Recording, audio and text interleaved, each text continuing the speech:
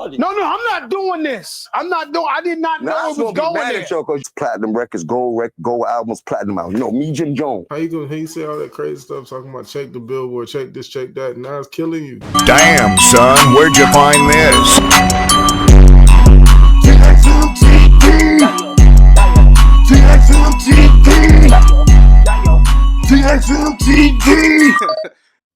But yeah, we back or whatever.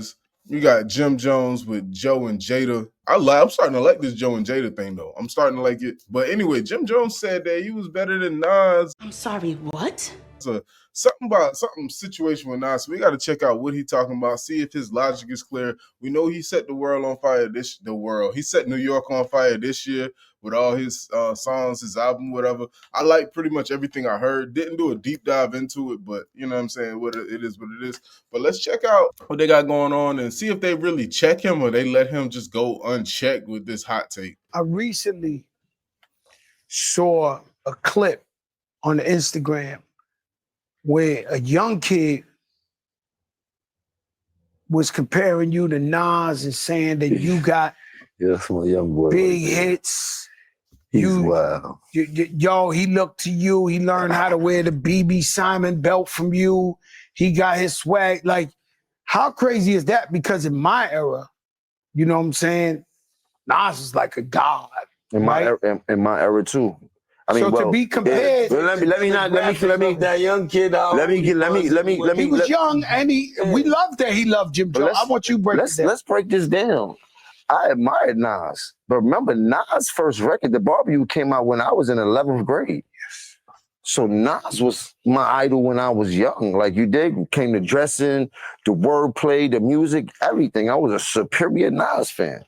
Period. I'd never take that away from him. But then as I got in the game, you got to realize that your rivals would be idols, and not to take anything away from that. I developed my own style and my own lane that these kids start to gravitate towards the same way I gravitated towards Nas when I was younger and things like that. It's a whole different generation. We're talking about 94, 93. I was in 11th grade. Nigga, it's 2025.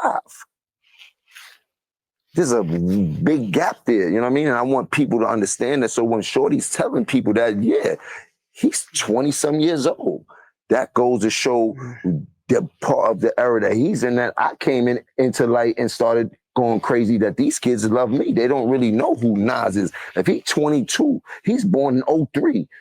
Not all of them. Some of them know. But you know what I mean? A lot of them know. Yes. But it's the era. Some music. No, some kids that. No, I love that. There's some kids that love hip hop. 20, so I mean, but your kid, he's your son. He's your son.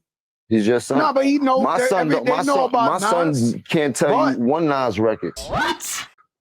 You heard? Like, let's keep it a buck here. Yeah, but like, let's keep it a buck. So I'm gonna jump in right there. Does that not mean that he ain't do his job if his son don't know a Nas song? Not so much that Nas is trash or nothing like that, but don't that mean you ain't do your job? Like right now, my kid's small, so I ain't really putting him on too much, nothing too crazy. We into like the kids bop rap right now, so he can listen to like Young Soldier Boy and Bow Wow and stuff. He's super little, you know what I'm saying? So we ain't trying to get into no gangster shit, nothing like that. But as he gets older, we will be going into listening to T.I., Jeezy, Ludacris, 50 Cent. We will go through this tour of music, that stuff that I am aware of, Biggie, Nas, Tupac. We will go through this tour of listening to these other things, so he actually has the knowledge of what's fire. When something else come out, when something new come out, and it's reminiscent of something of the past, or it's fire, it's a sample, he'll know where it comes from. He ain't gonna look like a dummy out here and just bop into anything that just pops off. So like, I don't know. I feel like that's kind of crazy. Now you can't name one. You can't go from If I Rule the World or something. You don't have nothing to reach from. So I don't know. I feel like that's an L. And you from New York, that's an L. That's bad parenting. Oh, you heard? Let's keep it a buck because you'll bring it up. There must be some type of misconception or what's that word? When it comes to Jim Jones and what Jim Jones have done in this game. A lot of these rappers. We made them take the darkies off. A lot of these rappers have done a tremendous job, and I take nothing away from them. But they forget, I got a hell of a catalog. Me, Jim Jones, myself, gold records, platinum records, gold albums, platinum albums. You know, me, Jim Jones. No diplomats, no nobody else. Me, Jim Jones. Check my track record, then check everybody else's track record. Then go to the billboards and check all my entries, then check all them niggas' entries and shit like that. And I'm not taking nothing away from nobody, but I hear the comparisons and then niggas be trying to act funny when it comes. No, I've been spanking a lot of this shit. I'm talking about the industry. I've been putting on. So let's not get into that where we get into numbers and I got to show you the statistics of what I've done. You heard to what other people was done. You heard. So he being a stat man right now. That's what I'm hearing. I'm hearing him being a stat man. Like, I ain't nothing wrong with that. Like, statistically, you got the numbers, but the impact is completely different. Statistically, you can have phenomenal numbers. You could be out of here with the numbers. You know what I'm saying? There's some people that, you know what I'm saying? Like, I'm trying to think. Like, Sean Kingston got numbers, but is he bigger than like Beanie Man or somebody else? Nah, that don't really. I mean, bigger. I don't mean bitter, but does he mean he's better because he's numerically valued? I don't think it worked like that. I don't think it. I mean, Lauryn Hill ain't got no numbers, but she one of the greatest ever, right? So, like, how does that make sense? How do you match that up? If Lauryn Hill has one album alone, right? She has one album alone. One. People renounced that out of this world. It's crazy. Tupac has 2 albums before he died. 2. Biggie, I think he had 2. Somebody only had 2 albums before they died. Greatest of all times. Then after Posthumous, they dropped some more, and it's cool or whatever. But before they even had them big albums, before they had them albums post-death or however you say it, they already was goated. So I don't believe it's the impact you leave more so than the numbers you can get. Because if it was a numbers game, then y'all just got to crown, y'all got to leave it alone and just, all right, we need to put Nelly on a pedestal, Ludacris on a pedestal, Drake on a pedestal, Jay-Z on a pedestal, Chingy on a pedestal. Like, it's a lot of people you got to put on a pedestal because of numeric value. That's not how this game works, I don't think. I don't remember it ever working like that, where it's just like, oh, I got a lot of numbers. I mean, 50 put y'all on in that. Y'all wasn't even checking for numbers until 5th. All that platinum this and gold, that wasn't even a thing. I mean, it was a thing, but it wasn't magnified to the point it was until 5th started telling y'all he was a SoundScan king and he sold this many records. I sold 10 million doing this. And he started throwing them numbers out. Now y'all care about numbers. It is what it is, though. And if you want to go to the billboard entries, pull up Nas billboard entries, then pull up my billboard. 2 golds and 2 platinums.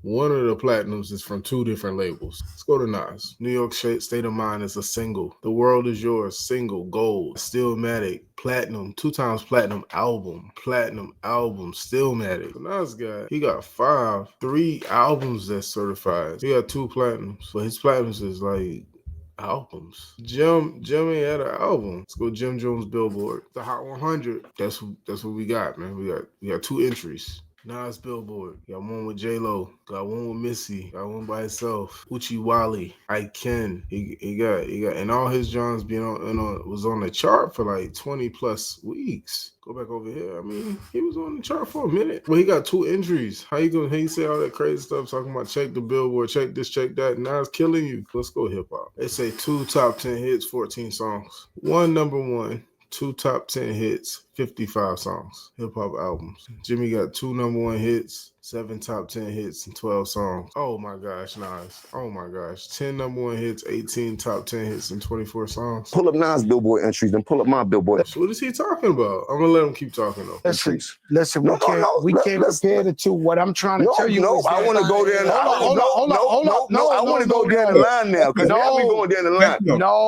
He's a rapper and I'm a rapper. Listen, let's go statistically. It feels great. No, but I want to go statistically because because when people be like, I feel the same way. We all feel the same way. And forget about the numbers. My numbers back up. Let me step up to the forefront.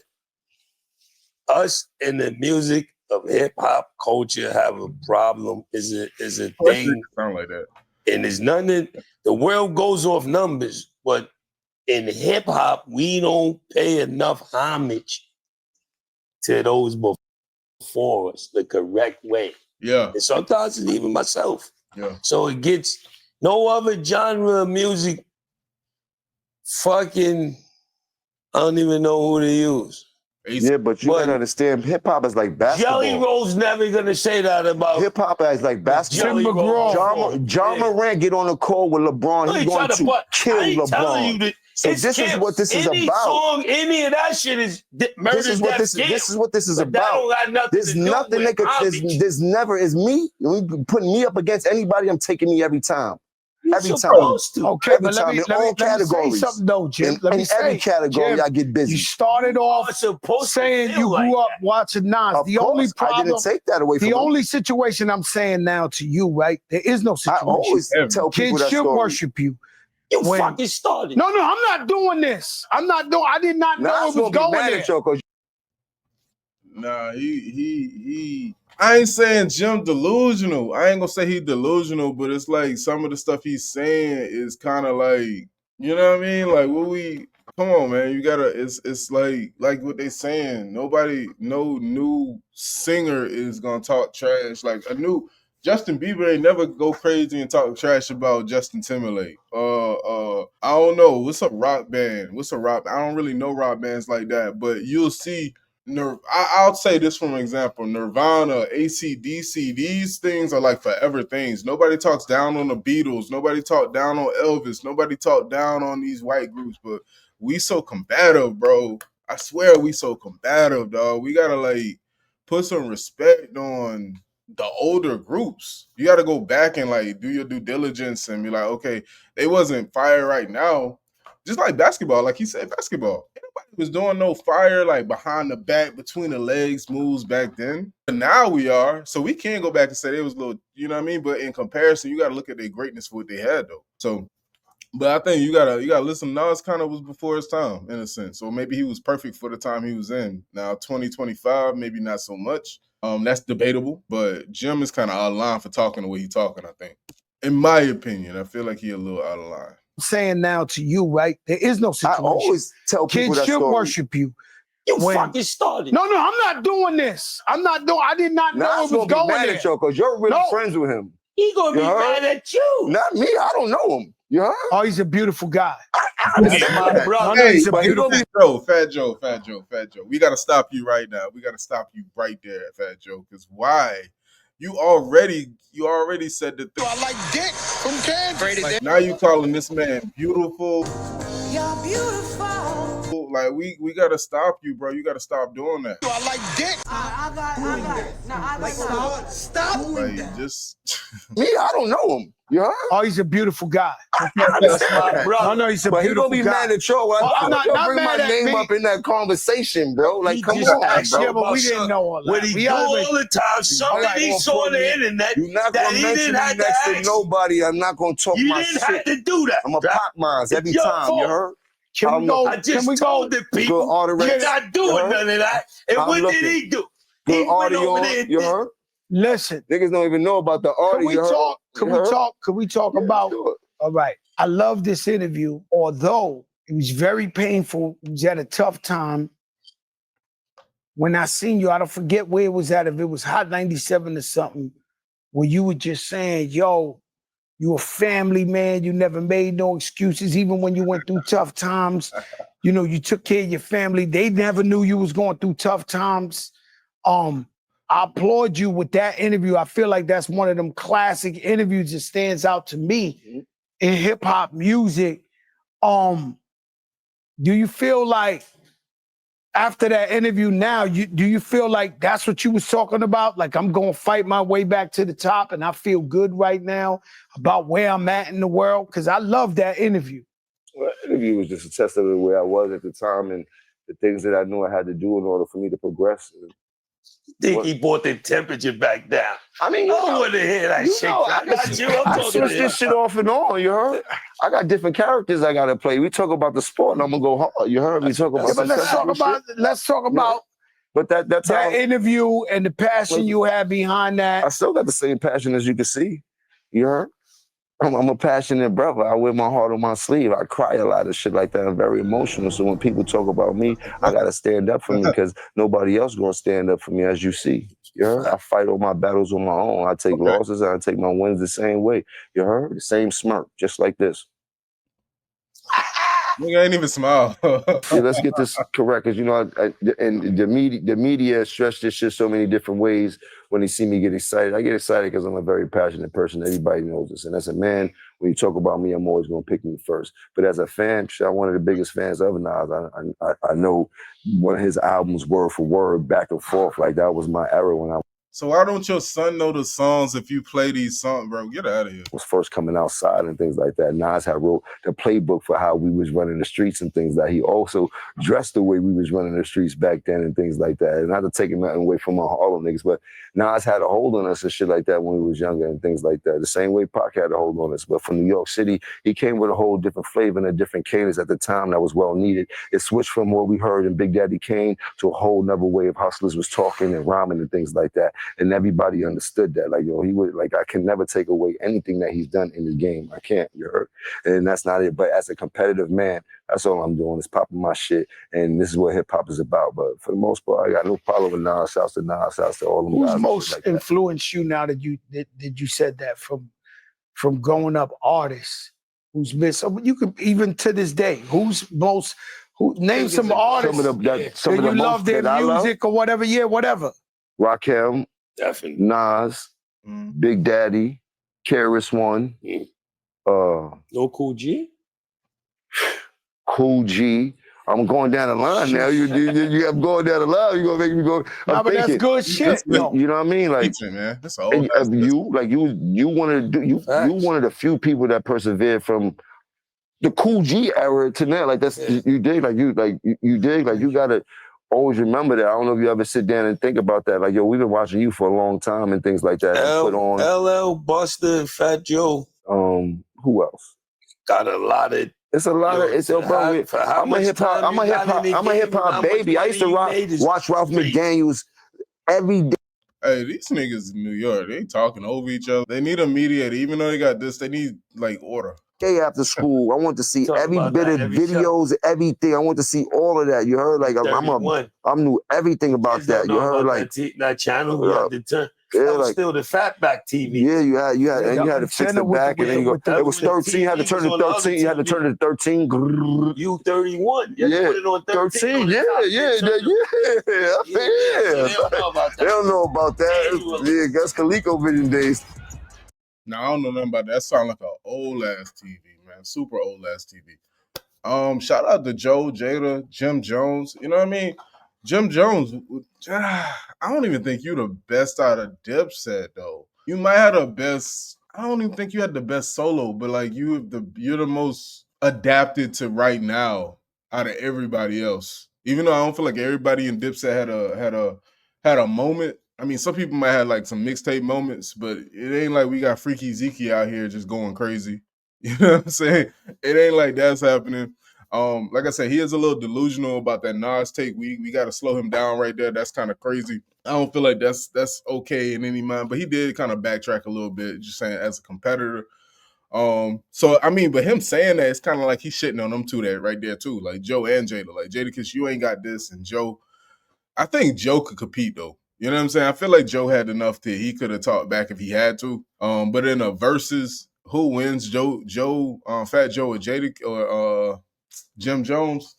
I think Joe does, but Jadakiss, I don't know. Jadakiss might have more ammo. He might, even though Joe a bigger artist, he might have more relevant like singles. But I just might be thinking of Ballin'. It might be Ballin' remix, honestly. I don't know. But anyway, man, we gonna get done with this one. Y'all like, share, subscribe. Guestforyournow.com, culturekings.com. It's some other links in the description. Hit them links. We'll be back with another one with this one. We just gonna be back with another one. And like that, we gone. Run o'clock inside the head, I'm trying to get some money. It's 2 o'clock inside the head, I'm trying to get some money. No, 3 o'clock in Poland, I'm trying to get some money. 4 o'clock in Waveland, I'm trying to get some money. 6 o'clock in Charleston, and I'm trying to get some money.